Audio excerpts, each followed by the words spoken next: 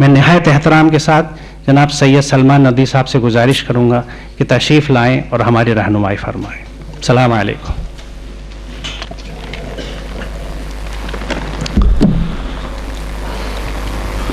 الحمد لله نحمده ونستعينه ونستغفره ونؤمن به ونتوكل عليه ونعوذ بالله من شرور أنفسنا ومن سيئات أعمالنا من يهده الله فلا مضل له ومن يضلله فلا هادي له ونشهد أن لا إله إلا الله وحده لا شريك له ونشهد أن سيدنا ومولانا محمدا عبده ورسوله صلى الله تعالى عليه وعلى آله وأصحابه وأزواجه وذرياته وأهل بيته وبارك وسلم تسليما كثيرا كثيرا. أما بعد فأعوذ بالله من الشيطان الرجيم. بسم الله الرحمن الرحيم. ألف لام ميم ذلك الكتاب لا ريب فيه هدى للمتقين. صدق اللہ العظیم. بزرگان گرامی قدر، محترم بھائیوں اور بہنوں،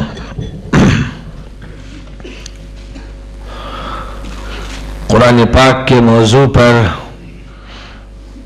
ایوان غالب دلی میں جس کانفرنس کا انعقاد ہو رہا ہے، اپنے موضوع کے اعتبار سے یہ کانفرنس بڑی اہمیت کی حامل ہے، اور ہونا یہ چاہیے تھا کہ ایسی کانفرنس رام لیلا گراؤنڈ میں ہوتی اور لاکھوں انسان اس میں حاضر ہوتے. قرآن پاک انسانیت کے لیے ایک لاہ عمل ہے. قرآن پاک جن و بشر کے لیے اللہ کے قانون کی کتاب ہے. قرآن پاک اللہ کا وہ آخری کلام ہے جو مرتب شکل میں آخری نبی پر اتارا گیا ہے. قرآن پاک ہر دور اور ہر علاقے اور ہر قوم اور ہر طبقے کی کتاب ہے. قرآن پاک کا خطاب ہر انسان سے ہے، کسی بھی مذہب کا ماننے والا ہوں، کسی علاقے سے تعلق رکھنے والا ہوں، کسی خاندان یا قبیلے کا فرد ہو، وہ قرآن کا مخاطب ہے. قرآن پاک کے خطاب کو کون سن رہا ہے، کون نہیں سن رہا ہے، سنانے والے کہاں تک اس کو پہنچا رہے ہیں، کہاں تک نہیں پہنچا رہے ہیں، یہ ایک الگ موضوع ہے. لیکن اس میں کوئی شک و شبہ نہیں کہ یہ کتاب انسانیت ہے، یہ کتاب پوری دنیا کے لیے ہے. اس کتاب کا تعلق ہر دماغ سے ہے، ہر دل سے ہے، ہر ضمیر سے ہے، ہر وجود سے ہے. اس کا خطاب اس ذات کو ہے جو مکلف ہے، یعنی جس پر قانون کی ذمہ داری ڈالی گئی ہے.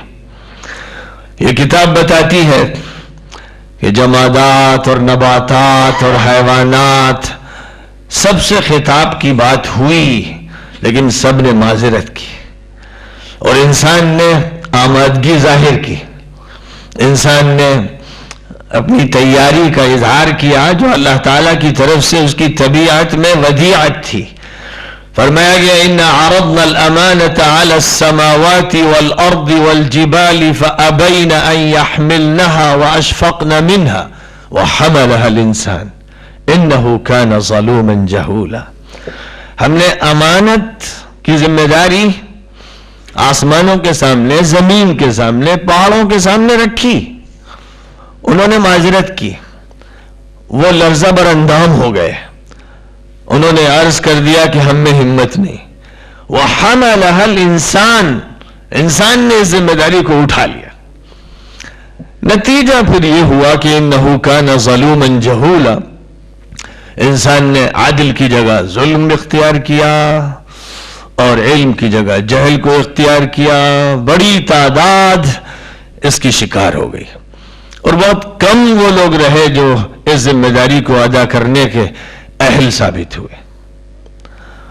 خداوند قدوس نے اس انسان کے لیے یہ فیصلہ فرمایا کہ اس کو سب سے پہلا وجود جنت کی زمین پر عطا کیا جائے اور پھر اس کو اس روئے زمین پر اتارا جائے اور یہاں کا کام اس کو سونپا جائے. اور کام سونپنے کے لیے خداوند قدوس نے اپنی وحی پر مبنی علم اس کو عطا فرمایا.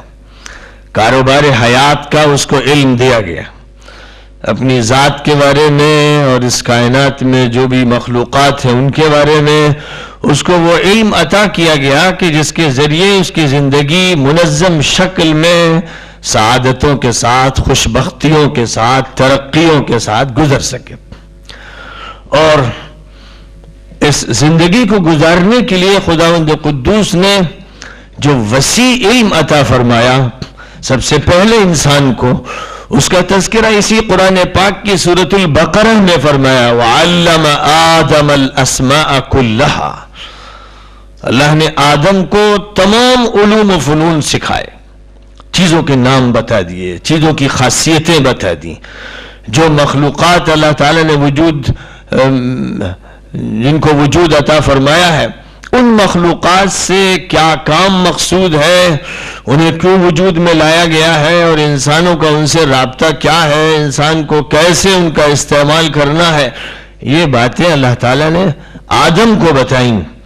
اور پھر آدم سے سلسلہ بسلسلہ یہ علم چلتا رہا، اور جب بھول چوک اور غفلت کا ماحول زیادہ شدت اختیار کر گیا تو براہ راست خداوند قدوس نے پھر کسی فرد بشر کا انتخاب فرما کر اس کو خطاب کیا. نوح علیہ السلام کو مخاطب کیا گیا، ابراہیم علیہ السلام کو مخاطب کیا گیا، ہود کو، صالح کو، لوط کو، شعیب کو علیہم الصلوات والتسلیمات مخاطب کیا گیا، پھر کبھی موسیٰ کو، کبھی عیسیٰ کو مخاطب کیا گیا. اور خطاب اس طرح بھی ہوا کہ ان کے قلب اطہر پر وحی الہی کو نازل کر دیا گیا، اور اس شکل میں بھی ہوا کہ تحریر ان کو سونپ دی گئی. موسیٰ علیہ السلام کو طور پہاڑ پر چلہ کشی کے لیے بلایا گیا. وَوَعَدْنَا مُوسَى 40 لَيْلَةً 30 لَيْلَةً فَأَتْمَمْنَاهَا بِعَشْرٍ. تو موسیٰ علیہ السلام کو 40 دن کے لیے طور پر طلب کیا گیا، پھر وہ تختیاں دی گئیں جن پر تورات ثبت تھی، نقش تھی، تحریر تھی. عیسیٰ علیہ السلام کو بھی تحریر شدہ کتاب عطا کی گئی. حضرت ابراہیم کو بھی صحیفے دیے گئے، حضرت نوح کے صحیفوں کا بھی تذکرہ ہے. بے شمار صحیفے ایسے ہیں جن کی آج دریافت نہیں، کسی کتب خانے میں بھی ان کا پتہ نہیں ہے، اور ہمارے پاس کوئی دلیل نہیں ہے کہ ہم متعین طور پر بتا سکیں کہ یہ ابراہیم کے صحیفے تھے، یہ نوح کے صحیفے تھے، اور یہ فلاں پیغمبر کے صحیفے تھے. لیکن تورات، زبور اور انجیل یہ وہ کتابیں ہیں جو کسی نہ کسی شکل میں محفوظ ہیں، اور جن کتابوں کے اندر اللہ کے کلام کی جھلکیاں ہیں، اگرچہ صحیح شکل میں مستند طور پر ان کو باقی نہیں رکھا گیا. جو ذمہ داری ان کتابوں کی حفاظت کی ان پر ڈالی گئی تھی، انہوں نے اس ذمہ داری کو ادا نہیں کیا. بما استحفظوا علیہ وکانوا علیہ شہداء، ان پر ذمہ داری ڈالی گئی تھی لیکن انہوں نے اس ذمہ داری کو پورا نہیں کیا، بلکہ صورتحال یہ ہونے لگی کہ یحرفون الکلم عن مواضعہ وَنَسُوا حَظًّا مِّمَّا ذُكِّرُوا بِهِ، کہ اللہ کے الفاظ کو ادھر ادھر کرنے لگے، الٹ پھیر کرنے لگے، اور معنی میں ہیر پھیر کرنے لگے. تو معنوی تحریف بھی کی گئی اور لفظی تحریف بھی کی گئی. تورات اصلی شکل میں اصلی متن کے ساتھ باقی نہیں رہ سکی، زبور باقی نہیں رہ سکی. انجیل کا بھی یہی حال ہوا کہ اس میں تحریفات کی گئیں، اس کے ترجموں میں تحریفات ہوئی، اس کی تفسیر میں تحریفات ہوئی، یہاں تک کہ اس کے الفاظ میں رد و بدل ہوا، جس کے ثبوت میں بہت سی کتابیں لکھی گئیں. اور مولانا رحمت اللہ کیرانوی کی اظہار الحق اکیلی کتاب کافی ہے اس کے ثبوت میں، جنہوں نے تقریباً 2000 دلائل جمع کر دیے ہیں تورات اور انجیل کی تحریفات کے سلسلے میں. اور جہاں تک ان کے ترجموں کے رد و بدل کی بات ہے، اس پر اتفاق اب ان لوگوں کا بھی ہے جو بیبلیکل لٹریچر کے ماہر ہیں، جن کو تورات اور انجیل کے مضامین کی مہارت کا دعویٰ ہے. ان کو بھی یہ تسلیم ہے کہ یہ کتابیں بہرحال وہ نہیں ہیں جو پیغمبروں پر اتری تھی، یعنی موسیٰ کو جو کتاب دی گئی تھی وہ آج موجود نہیں ہے، عیسیٰ کو جو کتاب دی گئی تھی وہ آج موجود نہیں ہے. اس کے بعد جو کتابیں تیار کی گئیں ان کتابوں کو سامنے رکھتے ہوئے یا ان کے حفظ کی بنیاد پر وہی دنیا میں کتابیں آج ہمارے سامنے ہیں. اس اعتبار سے اللہ کے کلام پر مشتمل اگر کوئی کتاب مستند طور پر دنیا کے سامنے موجود ہے تو صرف قرآن پاک. یہ ایک تاریخی حقیقت ہے، یہ ایک ادبی حقیقت ہے، یہ انبیاء اور پیغمبروں کے جو متروکات اور آثار ہیں ان کی روشنی میں ایک حقیقت ہے. اس کا جتنا وسیع مطالعہ کیا جائے اتنے ہی زیادہ دلائل نمایاں ہوتے چلے جاتے ہیں، سامنے آتے چلے جاتے ہیں. اور قرآن پاک نے تو اپنے دلائل سائنسی بھی اتنے جمع کر دیے ہیں کہ اس موجودہ ٹیکنالوجی اور سائنس کے دور میں قرآن اپنا تعارف کرنے کے لیے خود کافی ہے. یعنی باہر سے اس کو کسی وکیل و ترجمان و دلیل کی ضرورت نہیں ہے. اگر کوئی قرآن پاک کو پڑھنے کی صلاحیت رکھتا ہے اور اس کے مضامین کو سمجھنے کی صلاحیت رکھتا ہے اور اپنے حالات پر اور وقت پر اس کا انطباق کر سکتا ہے، اس کے اندر یہ صلاحیت ہے، تو پھر قرآن پاک خود اپنے متن سے ہی اس کو دلیل بھی دے دے گا اور اس کے راستے میں پھر کوئی رکاوٹ باقی نہیں رہ جائے گی. ضرورت اس بات کی ہے کہ اس طور پر قرآن پاک سے متعارف کرایا جائے. جو امت قرآن پاک کی علمبردار ہے، اس پر ایمان رکھنے والی ہے، افسوس یہ ہے کہ اسی کا بڑا طبقہ قرآن پاک سے ناواقف ہے. وہ امت جو ابھی امت دعوت ہے، امت اجابت نہیں ہے، اس تک تو قرآن پاک 1%، 1/1000، 1/1,00,000 بھی نہیں پہنچایا جا سکا ہے. اور یہ امت پر ایک بہت بڑی ذمہ داری ہے جس کے بارے میں اس سے سوال ہوگا، اس سے باس پرس ہوگی، کیونکہ اس امت کو تمام امتوں پر ایک عمومی اور عالمی ذمہ داری سونپی گئی ہے، اور اس ذمہ داری کا تعلق خاص طور پر اس قرآن پاک سے جوڑ دیا گیا ہے، جہاں یہ بات فرمائی گئی کنتم خیر امت اخرجت للناس تأمرون بالمعروف وتنہون عن المنکر وتؤمنون باللہ. تم سب سے بہتر امت ہو اور پوری انسانیت کے لیے نکالا گیا ہے، تم کو برپا کیا گیا. تو امت کا جو تعارف کرایا گیا ہے قرآن پاک میں وہ اس حیثیت سے کرایا گیا ہے کہ یہ امت تمام امتوں کی نگراں ہے، تمام امتوں کے لیے اس ایک امت کو برپا کیا گیا. ظاہر ہے کہ حضور صلی اللہ علیہ وسلم کو ایسی دائمی زندگی عطا نہیں فرمائی گئی تھی کہ آپ لوگوں کے درمیان رہیں، ہر ملک کا سفر کریں، ہر دور میں لوگ آپ کا مشاہدہ کریں، کوئی مسئلہ پیش آئے تو آپ سے رجوع کر لیں. چونکہ یہ اللہ کا فیصلہ نہیں تھا اور اللہ نے صاف صاف قرآن پاک میں کہہ دیا تھا ان لوگوں سے جو نبی کے مخاطب تھے کہ انک میت وانہم میتون، اے نبی آپ کو بھی موت آنی ہے اور ان کو بھی موت آنی ہے. یعنی یہ تو خدا تعالیٰ کا نظام ہے کہ پیغمبر ہو یا ولی ہو، نبی ہو، سب کو موت کے مرحلے سے گزرنا ہے، دیر یا سویر. عیسیٰ علیہ السلام کو پہلے موت نہیں دی گئی تو بعد میں دی جائے گی جب ان کا دوبارہ نزول ہوگا، لیکن اس سب کو گزرنا ہے. کل من علیہا فان وَيَبْقَى وَجْهُ رَبِّكَ ذُو الْجَلَالِ وَالْإِكْرَامِ. جو بھی اس دھرتی پر ہے، اس کائنات میں ہے، اسے مرنا ہے، فنا ہونا ہے.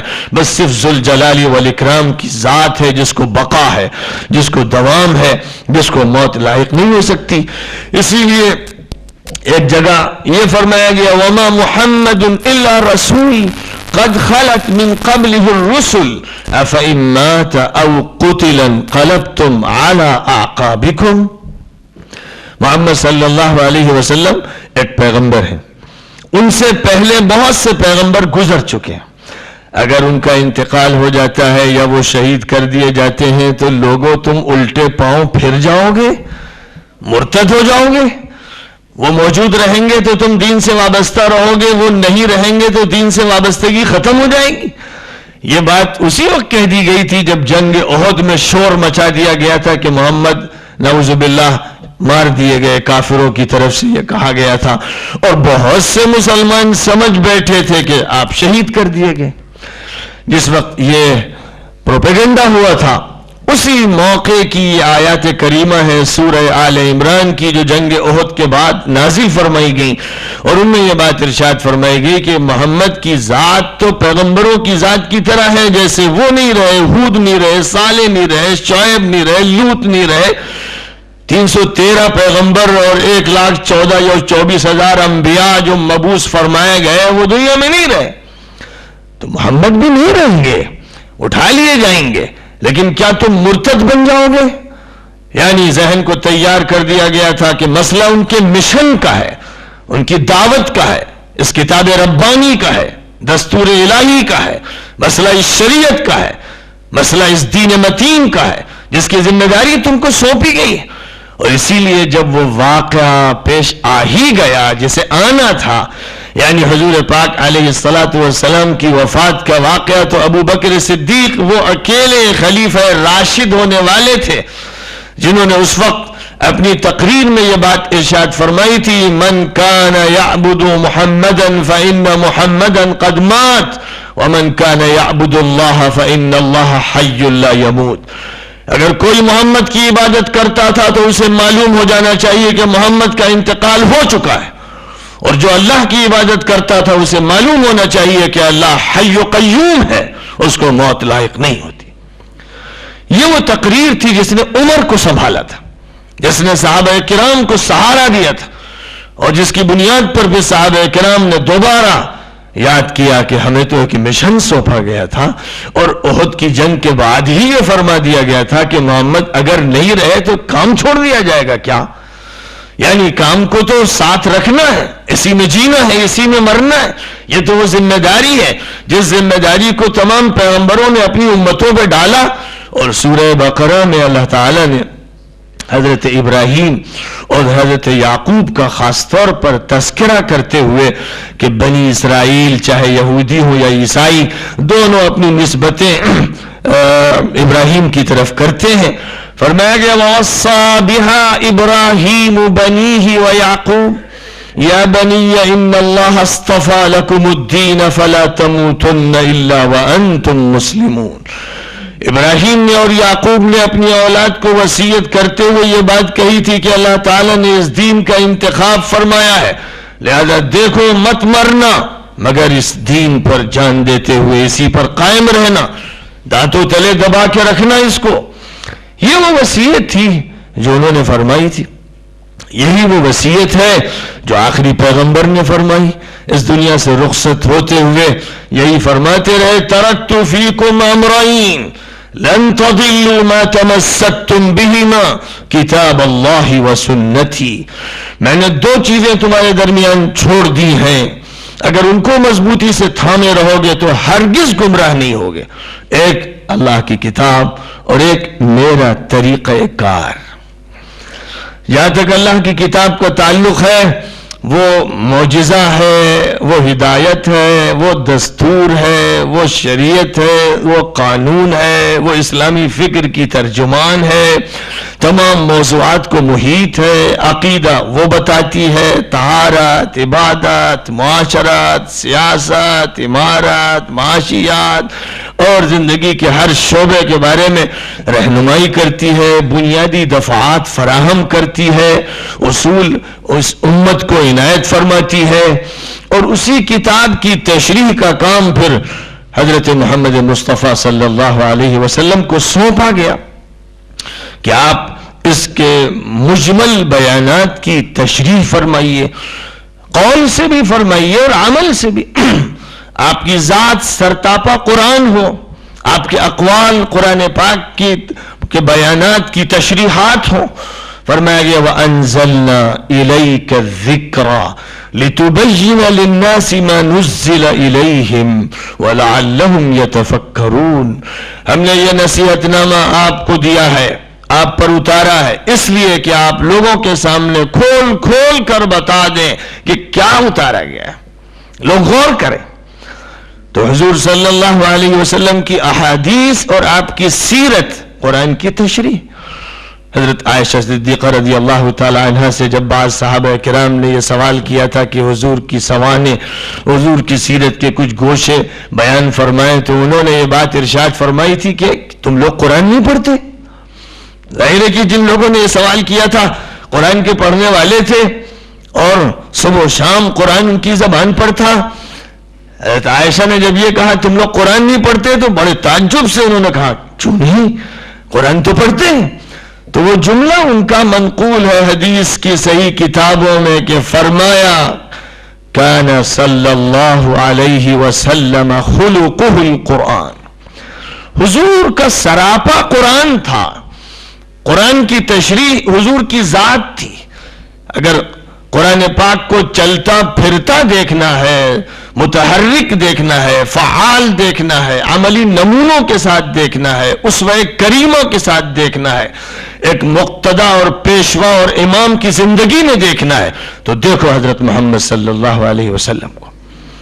یعنی جب تک آپ کی ذات کا مطالعہ نہیں ہوگا، آپ کی صبح، آپ کی شام، آپ کی رفتار، آپ کی گفتار، آپ کی جنگ، آپ کی صلح، آپ کا آرام، آپ کی بیداری، آپ کا درس، آپ کا مطالعہ، آپ کا مراقبہ، آپ کا محاسبہ، آپ کا نظام تربیت، آپ کا نظام تعلیم، آپ کی سیاست، آپ کی مسلسل جدوجہد اور عمل پیہم جب تک نگاہوں کے سامنے نہیں ہوگا اس وقت تک قرآن نہیں سمجھا جا سکتا.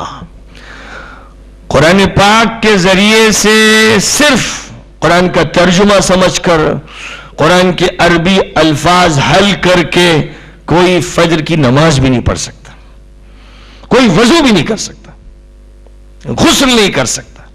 یعنی قرآن کے بیانات اجمالی ہیں، اختصارات ہیں، دستوری ہدایات.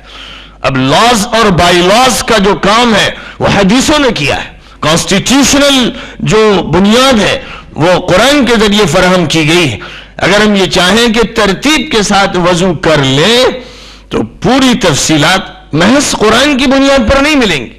قرآن یہ کہے گا یا ایھا الذین آمنوا اذا قمتم الى الصلاة فاغسلوا وجوہکم وایدیکم الى المرافق وامسحوا برؤوسکم وارجلکم الى الکعبین.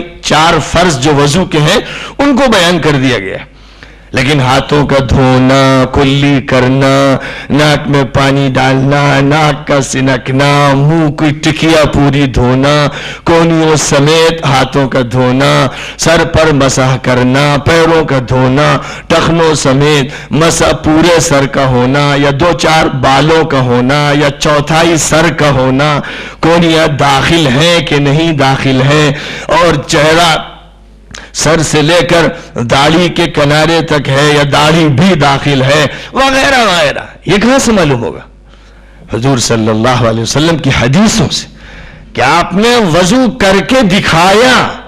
اور اسی لیے ابو بکر و عمر و عثمان و علی اور تمام معلمین و مربین نے لوگوں کو، اپنے شاگردوں کو دکھایا. حضرت عثمان اونچائی پر بیٹھ کر کے وضو فرماتے اور کہتے دیکھو کیسے وضو کر رہا ہوں، سیکھو.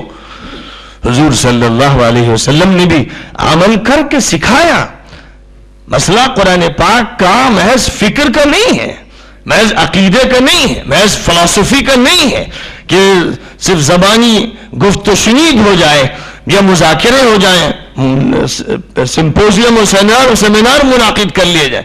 اس کا تعلق زندگی سے ہے، اس کا تعلق عمل سے ہے، اس کا تعلق رات و دن کی سرگرمی سے ہے، اس کا تعلق خوابگاہ سے ہے، اس کا تعلق بیداری کے میدانوں سے ہے، اس کا تعلق تجارت کی جگہوں سے ہے، سپر مارکٹ سے ہے، سیاست کے ایوانوں سے ہے، اس کا تعلق یونیورسٹیز سے ہے، کالجز سے ہے، اسکول سے ہے، اس کا تعلق سڑکوں سے ہے، گلیوں سے ہے، گھروں سے ہے اور خوابگاہوں سے ہے. کون سی جگہ ہے جس کو آپ مستثنی فرما لیں؟ ما فرطنا فی الکتاب من شیء، ہم نے اس کتاب میں کوئی کمی نہیں چھوڑی ہے. ہر موضوع سمیٹا گیا ہے، اور موضوع شرعی بھی اور کائناتی بھی. ایک طرف تشریعی علوم بیان کیے گئے ہیں، یعنی طہارت، نماز، روزہ، زکوٰۃ، حج، نکاح، خرید فروخت، معاملات وغیرہ تمام ابواب.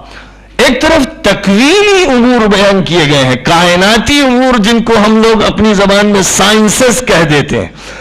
فضا کی سائنس، آسمانوں کی سائنس، ستاروں کی سائنس، سورج و چاند کی سائنس، زمین کی سائنس، سمندروں کی سائنس، پہاڑوں کی سائنس، پودوں کی سائنس، جانوروں کی سائنس. جتنی بھی چیزیں ہیں جن کو آج ہم یونیورسٹیز میں، ڈپارٹمنٹس میں، فیکلٹیز میں پڑھاتے ہیں، قرآن پاک نے ان کی واضح بنیادیں فراہم کر دی، واضح طور پر ہدایات دے دی ہیں. تکوینی علوم اور تشریعی علوم، دونوں علوم کا قرآن پاک ایک عظیم الشان مجموعہ ہے، جس کے علوم کے سمندروں کا کوئی کنارہ نہیں، جس کے علوم کی گہرائی کی تھاہ میں کوئی نہ پہنچا ہے نہ پہنچے گا. عمریں گزار دی جائیں گی لیکن قرآن پاک کے ایک قطرے کا بھی احاطہ کرنا مشکل ہے. اسی کو اللہ نے یوں فرمایا، قُلْ لَوْ كَانَ الْبَحْرُ مِدَادًا لِكَلِمَاتِ رَبِّي لَنَفِدَ الْبَحْرُ قَبْلَ أَن تَنفَدَ كَلِمَاتُ رَبِّي وَلَوْ جِئْنَا بِمِثْلِهِ مَدَدًا. اے نبی ان سے کہہ دیجئے کہ اگر سارے سمندروں کو روشنائی بنا دیا جائے، اور دوسری آیت کریمہ میں یہ اضافہ ہے کہ سارے درختوں سے قلم بنا لیے جائیں، اور پھر اس روشنائی میں ڈبو ڈبو کر یہ قلم خدا تعالیٰ کے علم کے بارے میں، خدا کے کلمات اور فیصلوں کے بارے میں لکھیں، تو سارے قلم ٹوٹ جائیں گے، روشنائی خشک ہو جائے گی، خدا کا علم ختم نہیں ہوگا. حضرت موسیٰ علیہ السلام نے مصر میں تقریر کرتے ہوئے ایک سوال کے جواب میں جو یہ تھا کہ کیا آپ سے زیادہ بھی کوئی علم رکھتا ہے، یہ کہہ دیا تھا کہ میں تو نہیں جانتا کہ مجھ سے زیادہ کسی کے پاس علم ہوگا، یہ سوچتے ہوئے کہ میں تو پیغمبر ہوں، اللہ کی وحی میرے پاس آتی ہے. تو اللہ نے فرمایا تھا کہ موسیٰ، میرا ایک بندہ 2 دریاؤں کے سنگم کے پاس رہتا ہے، تم سے زیادہ جانتا ہے، جاؤ اس کی خدمت میں اور اس سے پڑھو. موسیٰ علیہ السلام اس کے بعد سفر پر نکلے تھے، دریائے نیل کے کنارے کنارے، سوڈان کے بارڈر کو کراس کرتے ہوئے دریائے نیل کے سنگم پر پہنچے تھے، علامتوں کے ساتھ جن کی تفصیلات کا یہ موقع نہیں ہے. اور وہاں پر ان کی ملاقات ہوئی تھی خدا تعالیٰ کے اس خاص الخاص بندے سے جس کا خضر نام تھا. اس سے ملاقات ہوئی تھی اور اس سے انہوں نے یہ کہا تھا کہ خدا کی ہدایت پر آیا ہوں، میں آپ سے کچھ سیکھنا چاہتا ہوں. تو پہلے تو اس اللہ کے بندے نے کہا کہ دور ہو مجھ سے، میرے پاس کوئی ٹک نہیں سکتا، تم کہاں سے چلے آئے؟ لیکن ان کے اصرار پر کہا کہ اچھا چلو پھر میرے ساتھ. اور پہلے ہی ان کو دریائے نیل میں ایک کشتی کے سفر میں شامل فرمایا کہ کشتی والے کو بلایا. کشتی والے نے پہچان لیا کہ اس علاقے کے بڑے بزرگ بابا ہیں، فوراً ان کو بٹھایا، ان سے اجرت بھی طلب نہیں کی. اور اس کے بعد جب یہ سفر دریائی شروع ہوا، موسیٰ تھے اور ان کے شاگرد یوشع تھے اور ادھر خضر بیٹھے ہوئے تھے. اتنے میں ایک پرندہ آیا جو کشتی کے کنارے اس کی کگر پر بیٹھا، اس نے چونچ ڈالی دریا میں اور اس میں سے پانی کا ایک قطرہ لیا. تو موسیٰ سے خضر کہنے لگے، دیکھتے ہو یہ پرندہ چونچ میں جو پانی لے رہا ہے، میرا اور تمہارا علم خدا تعالیٰ کے علم کے سامنے اتنا بھی نہیں جتنا یہ قطرہ ہے. حالانکہ خضر تکوینی علوم کے ماہر تھے، موسیٰ تشریعی علوم کے ماہر تھے.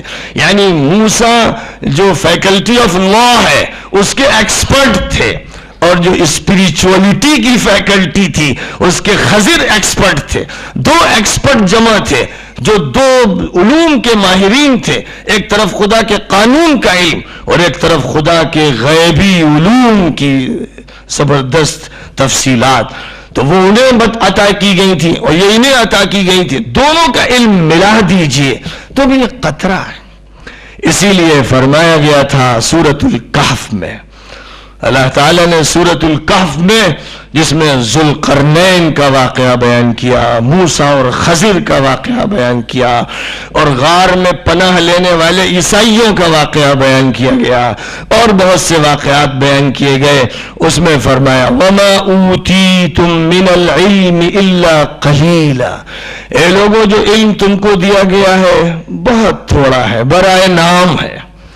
بھئی برائے نام علم ہے جس پر لوگ اتراتے ہیں، پگڑیاں مانتے ہیں، ٹوپیاں لگاتے ہیں، سندیں لیتے ہیں، یونیورسٹیز کی ڈگریز لے لے کر فخر و زام کے ساتھ دعوے کرتے ہیں، اور بارگاہ خداوندی میں یہ سارے دعوے ڈھیر ہو جاتے ہیں، اور ڈر یہ لگتا ہے کہیں یہ علم ظلمت کدے میں لے جا کر ابلیس کے سامنے نہ گرا دے، اس لیے کہ اس نے بھی علم ہی کے زام میں وہ دعویٰ کیا تھا جس کی بنیاد پر راندہ درگاہ قرار دیا گیا۔ کون سا علم چاہیے؟ قرآن پاک نے اپنے نزول کے پہلے دن اس کو متعین کیا، اس لیے کہ جب تک یہ نہ معلوم ہو کہ علم کون سا، کیسا، کن کیفیات کے ساتھ چاہیے، تو آدمی سفر کرے، چاہے مدرسے کا چاہے اسکول کا، یہ ایک تاریک سرنگ کا سفر ہے۔ اس تاریک سرنگ میں وہ سر پھوڑے گا یا صحیح سلامت رہے گا خدا ہی جانتا ہے۔ اس لیے سب سے پہلے دن جو بات بتائی گئی تھی، قرآن جب اتارنا شروع کیا گیا، نبی غار حرا میں تھے، وہ کسی نبوت کا انتظار نہیں کر رہے تھے، وہ کسی رسالت کا انتظار نہیں کر رہے تھے، انہیں نہیں معلوم تھا کہ مجھے رسول بنایا جائے گا۔ قرآن میں اس کو صاف فرما دیا گیا ما كنت تدري ما الكتاب ولا الإيمان ولكن جعلناه نورا نهدي به من نشاء، اے نبی آپ کو نہیں معلوم تھا کہ کتاب کیا ہے، آپ کو نہیں معلوم تھا کہ ایمان کیا ہے، ہم نے یہ روشنی آپ کو عطا کی جس کے ذریعے جس کو چاہتے ہیں ہم ہدایت دیتے ہیں۔ تو نبی کسی نبوت کے انتظار میں نہیں تھے، بلکہ بے چین تھے، کرب میں تھے، تڑپتے تھے، کلستے تھے، روتے تھے، مکہ مکرمہ کی تباہ کاری کو دیکھتے ہوئے، پوری دنیا کی ظلمتوں کو دیکھ کر اللہ کے سامنے گڑ گڑاتے تھے، اے خداوندہ رحم فرما۔ وہ کیفیت ہے جس کو خداوند قدوس نے اپنے قلم سے اس طرح سے بیان فرما دیا ہے کہ اعجاز جلوگر ہے۔ والضحى والليل إذا سجى ما ودعك ربك وما قلى وللآخرة خير لك من الأولى ولسوف يعطيك ربك فترضى ألم يجدك يتيما فآوى ووجدك ضالا فهدى ووجدك عائلا فأغنى۔ فرمایا گیا کہ چاشت کا وقت ہے، سہانی رات گزر رہی ہے، قسم ہے اس وقت کی اور قسم ہے سہانی رات کی، تمہارے رب نے تمہیں چھوڑا نہیں، وہ تم سے ناراض نہیں، جو تمہیں دیا جانے والا ہے وہ بہت عظیم ہوگا۔ تمہیں خداوند قدوس نے یتیم پایا تھا تو تمہارے لیے انتظامات کیے، اور خداوند قدوس نے تم کو حیران پایا، سرگرداں پایا، پریشان پایا، اس نے نور ہدایت تم کو عطا کر دیا۔ نور ہدایت کا انتظام کیا گیا کربناکی کے عالم میں، جب آپ بے چین تھے تو وہ کیا چیز تھی، وہ کون سا سرا تھا جو قرآن نے پکڑایا، جس سے آپ خاتم النبیین بن گئے، محمد ابن عبداللہ سے محمد الرسول اللہ بن گئے، جس سے آپ رحمت للعالمین بن گئے، جس سے آپ بشیر و نذیر بن گئے، وہ کیا تھا؟ بسم اللہ الرحمن الرحیم، اقرأ باسم ربک الذی خلق، خلق الانسان من علق، اقرأ وربك الاکرم الذي علم بالقلم علم الانسان ما لم يعلم۔ اللہ کے نام سے پڑھیے جو بہت مہربان ہے، جو بہت کرم فرما ہے، پڑھیے اپنا رب کا نام لیتے ہوئے اور اپنے رب کی ذات و صفات پر یقین رکھتے ہوئے اور اس کی برکتیں حاصل کرتے ہوئے، جس نے پیدا کیا، جس نے انسان کو خون کی پھٹکی سے پیدا کیا۔ پڑھیے اور آپ کا پروردگار بہت نوازنے والا اور کرم فرمانے والا ہے، جس نے قلم کے ذریعے سکھایا اور انسان کو وہ سب کچھ سکھایا جس سے انسان ناواقف تھا۔ یہ 5 آیتیں ہیں اور بسم اللہ کو ملا لیجئے تو 6 آیتیں ہیں جو سب سے پہلے قرآن پاک میں سے منتخب کر کے لوح محفوظ سے اتاری گئی. یہاں سے قرآن کی تحریک شروع ہوئی اور قرآن کی تحریک کا جو پہلا نقطہ ہے وہ ہے حکم پڑھنے کا. ایک ایسی امت کو برپا کیا جانا تھا ان لوگوں کے درمیان سے جو الٹریٹ تھے, ان پڑھ تھے, جاہل و نادان تھے, جن کے پاس کوئی لٹریری ورک نہیں تھا, جن کے پاس کوئی کتاب نہیں تھی. شعر و شاعری ضرور تھی لیکن شعر و شاعری سے نیچے اتر کر کوئی بھی کتاب فکر و فلسفے کی ان کے درمیان نہیں تھی. گریک فلسفی ان تک نہیں پہنچی تھی. ایران کے شاہنامے ایران کے اندر تھے. حمورابی کا قانون عراق میں تھا. ابھی یہ عرب سادہ لوح تھے اور ان کے پاس سوائے فطرت کی غمازی اور اپنے ضمیر کی وقتاً فوقتاً بے ساختہ ترجمانی کے اور کچھ نہیں تھا. اس موقع پر یہ کہا گیا اس امت کو پڑھنا ہے, اس امت کو قلم استعمال کرنا ہے, اس امت کو تعلیم گاہیں قائم کرنی, اس امت کو علم و فن کی آبیاری کرنی. یہ امت صاحب علم ہوگی اور علم کی علم بردار ہوگی. اس امت کو معرفت کا جھنڈا بلند کرنا ہے. یہ امت پوری دنیا سے جہل کو, جہالت کو دور کرے گی. یہ امت نور علم کو لے کر اٹھے گی اور روشنیاں پھیلائے گی.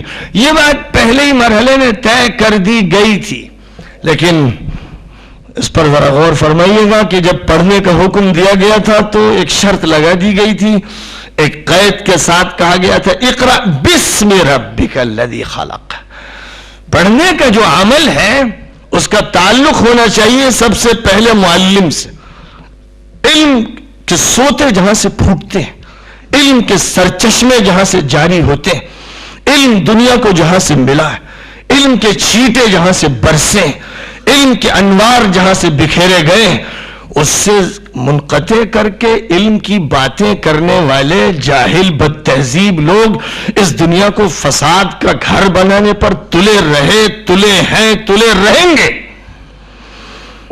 خدا کی ذات سے, معلم اول سے, رب العالمین سے, رحمان الرحیم سے, مالک و خالق سے, قانون ساز سے علم کو کاٹ کر جو اسکول بنایا جائے گا, جو کالج بنے گا, جو یونیورسٹی بنے گی, جو اکیڈمی بنے گی, وہاں علم کے نام پر جہالت کی کارگزاری ہوگی, کاروبار ہوگا, جہالت کی کھیتیاں تیار ہوں گی. جہالت الٹریسی کو نہیں کہتے, اس کے لیے لفظ امیت بولا جاتا ہے. اسی لیے قرآن میں جب یہ فرمایا گیا کہ الٹریٹ لوگوں میں, ان پڑھ لوگوں میں آپ کو اٹھایا گیا تو فرمایا هو الذی بعث فی الامیین. جو لوگ ان پڑھ ہیں ان میں آپ کو بھیجا گیا کہ اب آپ انہیں پڑھائیں. اور جہالت کا لفظ کہاں استعمال ہوا؟ وَعِبَادُ الرَّحْمَنِ الَّذِينَ يَمْشُونَ عَلَى الْأَرْضِ هَوْنًا وَإِذَا خَاطَبَهُمُ الْجَاهِلُونَ قَالُوا سَلَامًا. اللہ کے مخلص اور پسندیدہ بندے وہ ہیں جو زمین پر تواضع کے ساتھ چلتے ہیں اور جاہل جب ان سے منہ لگتے ہیں. یا عربی میں جاہل کے معنی ہوتے ہیں بد تہذیب, ناکارہ, بے ادب, بےہودہ گوئی کرنے والا, غلط عمل اختیار کرنے والا. فرمایا جب جاہل یعنی بےہودہ قسم کے لوگ ان سے منہ لگتے ہیں تو وہ سلامتی کی بات کہہ کر گزر جاتے ہیں. وہ بےہودہ گوئی کا جواب بےہودہ گوئی سے نہیں دیتے. ان کا یہ طریقہ نہیں کہ بد تہذیبی کا جواب بد تہذیبی سے دیں, گالی کا جواب ان کے یہاں گالی نہیں. لہذا یہ فرمایا گیا کہ یہ جاہل ہے. تو وہ کتنے بڑے شاعر ہوں, کیسے ہی بڑے ادیب ہوں, کیسے ہی بڑے سائنٹسٹ ہوں, کیسے ہی بڑے انجینئر اور ڈاکٹر ہوں, اگر ان کو تہذیب محمدی سے واسطہ نہیں, اگر انبیاء اور پیغمبروں سے ان کی نسبت نہیں, اگر اخلاق عالیہ سے ان کو مناسبت نہیں, اگر طہارت و پاک بازی کا انہیں پاس نہیں, اگر عالم غیب سے ان کا تعلق نہیں, اگر رب العالمین کی ربوبیت کا ان کو احساس نہیں, اگر اپنے فنا ہونے اور مٹ جانے کا ان کو اندازہ اور یقین نہیں, تو ایسے لوگ جاہل کہلاتے ہیں. ایسے لوگ جاہل کہلاتے ہیں. اور برا نہ مانا جائے, اپنی ڈگریوں کے بارے میں کسی غلط فہمی میں ہم مبتلا نہ ہوں. اللہ تعالیٰ نے سورۃ الروم میں جب ایک پیشین گوئی فرمائی کہ رومن امپائر کو پرشین امپائر سے ابھی شکست ہو گئی ہے لیکن چند سالوں میں فتح حاصل ہو جائے گی، تو مادہ پرست لوگ اس وقت اندازے لگانے والے یہ کہتے تھے کہ یہ تو تکے اڑائے جا رہے ہیں، یہ ہونے والا نہیں۔ تو اس موقع پر اللہ تعالیٰ نے ایسی باتیں کرنے والوں کے بارے میں فرمایا تھا، یعلمون ظاہرا من الحیات الدنیا وهم عن الآخرة هم غافلون، یہ دنیا کی زندگی کی سطح سے واقف ہیں، سوائے سطحیت کے ان کے پاس اور کچھ نہیں، آخرت کی حقیقتوں سے ان کو واقفیت نہیں۔ ایک اور جگہ ایسے ہی لوگوں کے علم کا تذکرہ کرتے ہوئے اللہ نے فرمایا بل ادارک علمهم فی الآخرہ بل هم فی شک منها بل هم منها عمون، فرمایا کہ آخرت کے بارے میں ان کا علم لڑکھڑاتا ہے، جیسے نشے والا انسان چلتا ہے، اس کی چال بتاتی ہے کہ لڑکھڑاتے قدم کسی نشے والے کے اٹھ رہے ہیں، فرمایا کہ ان کا علم لڑکھڑا رہا ہے۔ بل ادارک علمهم فی الآخرہ بل هم فی شک منها، بلکہ آخرت کے بارے میں، اگلے دور کے بارے میں یہ شک شبے میں پڑے ہوئے، بل هم منها عمون، بلکہ یہ اندھے ہو چکے ہیں، ان کے دلوں کی آنکھیں بے نور ہو چکی ہیں، اس لیے ان کو بصیرت کا پتہ ہی نہیں، یہ جانتے نہیں کہ فراست کسے کہتے ہیں، یہ جانتے نہیں کہ نور الہی کیا، باطن میں ان کو سجا لیتے ہیں۔ ایک وہ علم ہے کہ جو انسان کے باطن کو منور کرتا ہے اور ظاہر کو مزین کرتا ہے، ایک وہ علم ہے کہ جو انسانوں کے بیچ میں رہتے ہوئے انبیاء کرام اور پیغمبران اعظام کی صحبت میں بٹھاتا ہے اور فرشتوں کے قریب کر دیتا ہے۔ ایک وہ علم ہے جس کے بارے میں خدا یوں کہتا ہے شہید اللہ انہ لا الہ الا ہوا والملائکۃ واولو العلم قائما بالقسط، اللہ گواہ ہے اور فرشتے گواہ ہیں اور علم والے گواہ ہیں۔ اللہ کے ساتھ فرشتوں کے ساتھ اولو العلم کا تذکرہ فرمایا گیا، یہ وہ اولو العلم ہے جن پر کائنات ناز کرتی ہے، جن کے لیے سمندر کی مچھلیاں دعائیں کرتی ہیں، جن کے لیے بلوں میں چونٹیاں دعائیں کرتی ہیں، جن کے لیے کائنات خدمت میں لگی ہوئی ہے۔ ایک وہ لوگ ہیں جن کے بارے میں فرمایا انما یخشی اللہ من عبادہ العلماء، اللہ سے تو حقیقت میں وہی لوگ ڈرتے ہیں جو سچے سائنسداں ہوتے ہیں، جو صحیح علم رکھتے ہیں، جو صحیح معرفت حاصل کرتے ہیں، جو ایک ذرے سے لے کر آفتاب تک خدا تعالیٰ کی نشانیوں کو دریافت کر لیتے ہیں، جو اللہ کو صرف لفظوں سے نہیں پہچانتے اور صرف حروف سے نہیں پہچانتے بلکہ کائنات کے مشاہدوں سے اللہ کو پہچان کر ان کا سر اللہ کے سامنے جھکے، اس سے پہلے ان کی عقل اور ان کا دل خدا کے سامنے سجدہ ریز ہو جاتا ہے۔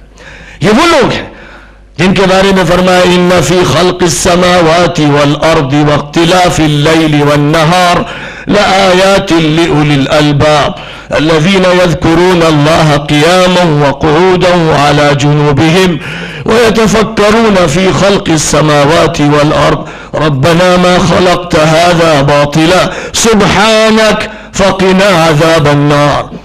بے شک آسمانوں، فضاؤں، زمینوں اور ان کی تہوں اور اس سارے وجود کی تخلیق میں اور رات و دن کی گردش میں بڑی عظیم نشانیاں ہیں عقل مندوں کے لیے، دانشوروں کے لیے، جو اللہ کو یاد کرتے ہیں کھڑے بھی اور بیٹھے بھی اور لیٹے بھی، اور غور کرتے ہیں زمین اور آسمان کی تخلیق کے سلسلے میں، تدبر کرتے ہیں، خدا کی ہر چیز پر غور کرتے ہیں تاکہ خدا تعالیٰ کی چھپے ہوئے راز منکشف ہو جائیں اور وہ ہر چیز کا صحیح استعمال کریں، اور اسی کا یہ نتیجہ ہوتا ہے کہ ایمان ان کے اندر سے فوارے کی طرح ابلتا ہے اور وہ کہتے ہیں اے پروردگار تو پاک ہے، تو نے یہ چیزیں بیکار پیدا نہیں فرمائی ہیں، اے اللہ دوزخ کے عذاب سے ہماری حفاظت فرما دے۔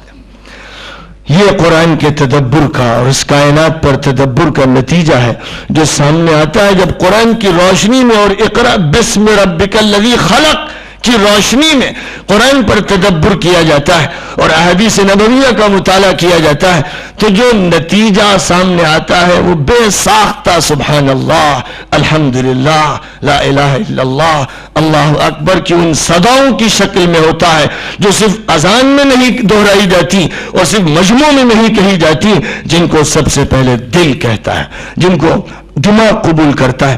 اور خداوند قدوس نے یہ بات بھی ظاہر فرما دی کہ تشریعی اور تکوینی یعنی قانونی اور سائنسی دونوں طرح کی چیزوں کو اللہ تعالیٰ سامنے لاتا رہے گا، اور خاص طور پر کائنات کے پردے ہٹائے جاتے رہیں گے یہاں تک کہ لوگ یقین کی طرف بڑھتے چلے جائیں گے۔ جتنا زیادہ دنیا آگے بڑھے گی ٹیکنالوجی میں اتنے ہی زیادہ ایمان بڑھتا چلا جائے گا، یقین بڑھتا چلا جائے گا، غیب کے پردے اٹھتے چلے جائیں گے، واقفیت اور علم انسان کا ترقی کرتا چلا جائے گا، ایک شرط کے ساتھ کہ علم کو خدا سے کاٹنے کے لیے شیاطین کے شاگرد اداروں پر حاوی نہ ہوں۔ اگر شیاطین کے شاگردوں کے ہاتھوں میں ہماری تعلیم گاہیں ہوں گی تو پھر وہی نتیجہ ہوگا جو ابلیس اول کا ہوا تھا۔ پھر علم کے ذریعے دعوے ہوں گے جھوٹے، علم کے ذریعے کبھی ڈارونزم کو پیش کیا جائے گا، اور علم کے ذریعے کبھی جنسی تصورات کی ایک دنیا فرائڈ کے فلسفے کی روشنی میں بسائی جائے گی، اور جنس کو قانون کی شکل دے کر ایسی واہی تباہی اور مادر پدر آزاد معاشرہ قائم کیا جائے گا کہ جس سے بندر اور سور بھی پناہ مانگے، اور جنگل کے درندے اپنے بھٹوں میں چھپ جائیں، اور کیڑے مکوڑے بلوں میں چلے جائیں۔ اس ظالم و سنگدل اور شہوت پرست اور مادہ پرست انسان سے دنیا سسکنے لگے گی۔ اگر تعلیم گاہیں اقرا بسم ربک الذی خلق کے علمبرداروں کے ہاتھوں میں نہیں ہوں گی تو کبھی سیکولرزم کے نام سے اور کبھی کمیونزم کے نام سے اور کبھی کیپٹلزم کے نام سے اسموں کی نئی نئی ابلیسی دنیاؤں کے نام سے دنیا پر ڈاکے ڈالے جائیں گے، اور اخلاق تباہ کیے جائیں گے، نوجوانوں کو آوارہ کیا جائے گا، عورتوں کے جسم کی دھجیاں اڑا دی جائیں گی، اور پھر یہ دنیا ایک مرکز شیطنت کا بن کر قیامت کا انتظار کرے گی۔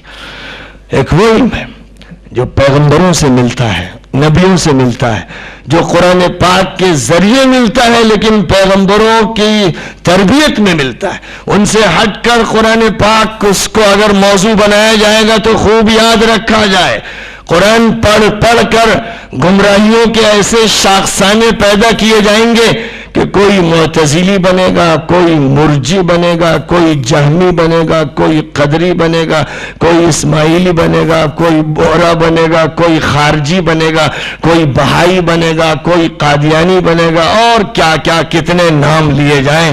سب کے پاس دلائل قرآن کے، اور قرآن کے دلائل کو توڑ مڑوڑ کر جب انسان استعمال کرنے پر تلتا ہے تو نئے نئے فرقے جنم پاتے ہیں۔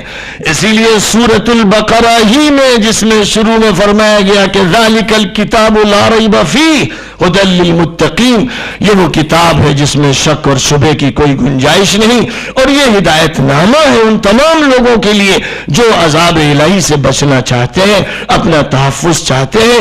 اللہ نے ان کے لیے انتظام فرمایا ہے۔ اسی کتاب میں اگلے صفحے پر فرمایا یضل بہ کثیرا ویہدی بہ کثیرا ولا یضل بہ الا الفاسقین۔ اسی قرآن کے ذریعے بہت سے لوگوں کو خدا گمراہی میں بھٹکتا چھوڑ دیتا ہے، بہت سے لوگوں کو ہدایت سے نوازتا ہے، اور انہی لوگوں کو گمراہی کا سامنا کرنا پڑتا ہے جو فاسقانہ زندگی اختیار کرتے ہیں، جو اپنے فسق کو بدلنے کے لیے تیار نہیں، خود بدلتے نہیں، قرآن کو بدل دیتے ہیں، اپنے نظریات کے تابع کرتے ہیں قرآن کو، اپنے افکار کی روشنی میں قرآن پڑھتے ہیں، قرآن کے افکار اور قرآن کے حقائق کی روشنی میں اپنے افکار، اپنے نظریے، اپنے فلسفے کا جائزہ نہیں لیتے، اپنے کو ٹھیک کرنے کے لیے تیار نہیں، قرآن کو ٹھیک کرنے پر تلے ہوئے، جن کا یہ حال ہوتا ہے کہ قرآن بس ایک ریسرچ کا موضوع ہے، جیسے بائبل مثلا، یا کوئی بھی کتاب شیکسپیئر کے ڈرامے نعوذ باللہ، جیسے وہ ایک ریسرچ کا موضوع ہے، ایسے قرآن بھی ایک ریسرچ کا موضوع ہے، اور اس سے بھی ایک فلسفی اخذ کی جا سکتی ہے۔ اگر صرف اس حیثیت سے قرآن پاک کا مطالعہ ہوگا اور نبی سے قرآن کو کاٹ دیا جائے گا، اور نبی کے ذریعے جو سیرت اور سنت اور حدیثیں ہمارے سامنے آئی ہیں، قرآن کی وہ تشریحات جو قرآن کے حکم کی بنیاد پر بیان کی گئی وہ سامنے نہیں ہوں گی، اور اسوہ رسول، قدوہ رسول، نمونہ رسول، حیات رسول سامنے نہیں ہوگی، اور اسے ہم اپنے لیے نمونہ نہیں بنائیں گے تو ڈر ہے کہ قرآن پڑھیں گے اور گمراہ ہوں گے۔ اس لیے ضروری ہے کہ قرآن اور صاحب قرآن، قرآن اور رسول قرآن، قرآن اور نبی اسلام، رب العالمین اور رحمت للعالمین، اللہ اور الرسول، دونوں کو جمع کر کے مطالعہ کیا جائے، اور پھر اس مطالعے کو امت پر کھانے اور پانی کی طرح فرض کر دیا جائے۔ میں نے عرض کیا کہ رام لیلا گراؤنڈ تنگ پڑ جانا چاہیے تھا اگر مسئلہ قرآن کا تھا، اور قرآن کا جب خطاب ہوگا تو یہاں ہندو کیوں نہیں، بدھسٹ کیوں نہیں، جینی کیوں نہیں، سکھ کیوں نہیں، جو لوگ اپنے کو کمیونسٹ کہتے ہیں، لبرلسٹ کہتے ہیں، وہ کیوں نہیں؟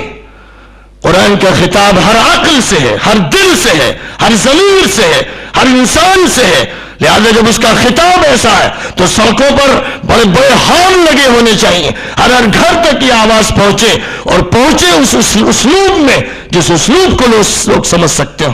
یہ اس امت کی ذمہ داری ہے، اس امت کو یہ ذمہ داری اللہ کی طرف سے دی گئی ہے کہ افریقہ کے جنگلات میں بسنے والوں تک قرآن پہنچاؤ، امریکہ کے بڑے بڑے شہروں میں رہنے والوں تک قرآن پہنچاؤ، بڑی بڑی یونیورسٹیز میں پڑھنے والوں کو قرآن بتا کر ان کو جھوٹے قسم کے معیاروں اور مرتبوں سے نیچے اتار کر زمین پہ لاؤ، اور یہ بتاؤ کہ آخری نبی تمہارے نبی ہیں، آخری کتاب تمہاری کتاب ہے، اس کو پڑھو ٹھنڈے دل سے، اس کو پڑھو سنجیدگی سے، اس میں تم کو سب کچھ ملے گا اگر تم تھوڑی دیر کے لیے غیر جانبدار بن کر اس کو پڑھو گے۔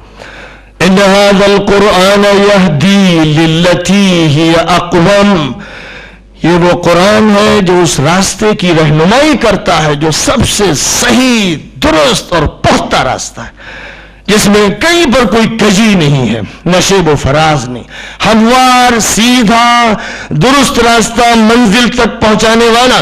قل هذه سبيلي ادعو الى الله على بصيرة انا ومن اتبعني، اے نبی کہہ دیجئے کہ یہ میرا راستہ ہے، میں اللہ کی طرف بلا رہا ہوں پوری بصیرت کے ساتھ، پوری روشنی کے ساتھ، کسی شک شبے میں نہیں ہوں، اور میرے جو ساتھ ہیں وہ بھی اس کے دائی ہیں۔